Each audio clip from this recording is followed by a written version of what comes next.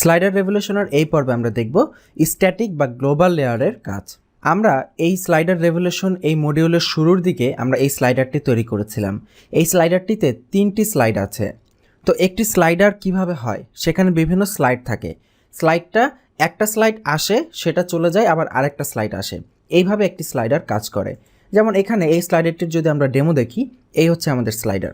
একটা স্লাইড আসতেছে, সেটা চলে যাচ্ছে, আবার আরেকটা স্লাইড আসতেছে। তো প্রতিটা স্লাইডের কন্টেন্টগুলো কিন্তু আলাদা আলাদা। এটার ইমেজ আলাদা, লেখা আলাদা, আবার আরেকটার ইমেজ আলাদা, লেখা আলাদা।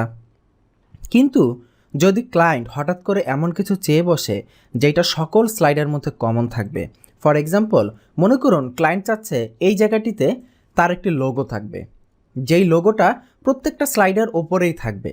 এখন এই জায়গায় যদি আমি একটা ফিক্সড লোগো দিতে যাই, তাহলে ধরেন আমি একটা কাজ করতে পারি। ধরেন এই যে ব্যাকগ্রাউন্ড ইমেজ, আমি সেই ইমেজের উপরে লোগোটা বসিয়ে দিতে পারি, ফটোশপ দিয়ে বসিয়ে তারপরে সেই ইমেজটা আপলোড করতে পারি। কিন্তু তাহলে কিন্তু প্রতিটা ইমেজেই আমাকে লোগো বসাতে হবে।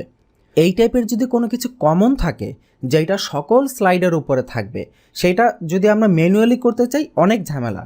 কিন্তু অটোমেটিক যদি কোনো একটা উপায় থাকে যেটা করলে সহজে একটা স্ট্যাটিক লেয়ার এখানে থাকলো, তার নিচ দিয়ে সকল স্লাইডার গেল, এইরকম একটা সহজ যদি উপায় থাকে, তাহলে কিন্তু এই ধরনের কাজ খুব ইজিলি করে ফেলা যায়। ঠিক এই কাজটাই করা হয় এই স্ট্যাটিক বা গ্লোবাল লেয়ারের সাহায্যে। এই লেয়ারের কাজ হচ্ছে এমন কোনো কন্টেন্ট দেয়া, অর্থাৎ এখানে আপনি যে কন্টেন্ট দিবেন সেই কন্টেন্টটা সকল স্লাইডারে কমন থাকবে।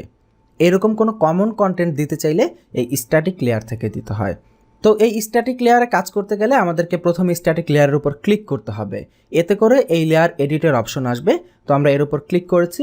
দেখুন এই যে স্ট্যাটিক লেয়ার, নিচের দিকে যাচ্ছি, একেবারেই ফাঁকা। এই লেয়ারে কিছুই নেই, টোটালি ফাঁকা, কারণ এখন আমরা কিছু দেই নাই। তো এখন আমরা কি চাচ্ছি? আমরা চাচ্ছি এই স্লাইডারটার বাম পাশে এখানে একটা লোগো থাকবে। তো এই লোগোটা আমরা কিভাবে অ্যাড করব? তো খুবই সিম্পল। এই স্ট্যাটিক লেয়ার এডিট অপশনে আমরা আছি। এটা হচ্ছে এটার টাইমলাইন। এখান থেকে অ্যাড লেয়ার থেকে ইমেজ। এবার আমরা আমাদের ইমেজ গ্যালারি থেকে যে কোনো একটা ইমেজকে চুজ করে দেব। এখানে গ্যালারি আছে, এই যেখানে একটা ইমেজ দেখতে পাচ্ছি, এই ইমেজটিকে আমরা চুজ করে দেই। এটা একটি পিএনজি টাইপের ইমেজ। এটাকে আমরা ছোট করি, এভাবে ছোট করে আমরা উপরে এই কর্নার বসিয়ে দিই। বসিয়ে এবার আমরা এটাকে সেভ করি, সেভ স্লাইড। এবার আমরা পুরো স্লাইডারটাকে রিফ্রেশ করব।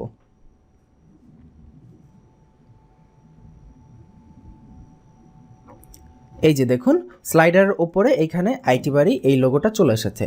এবার আমরা স্লাইডটাকে চেঞ্জ করি। দেখুন ইমেজ চেঞ্জ হচ্ছে, লেখা চেঞ্জ হচ্ছে, সব কিছু চেঞ্জ হয়ে যাচ্ছে, প্রতিটা স্লাইড চেঞ্জ হচ্ছে।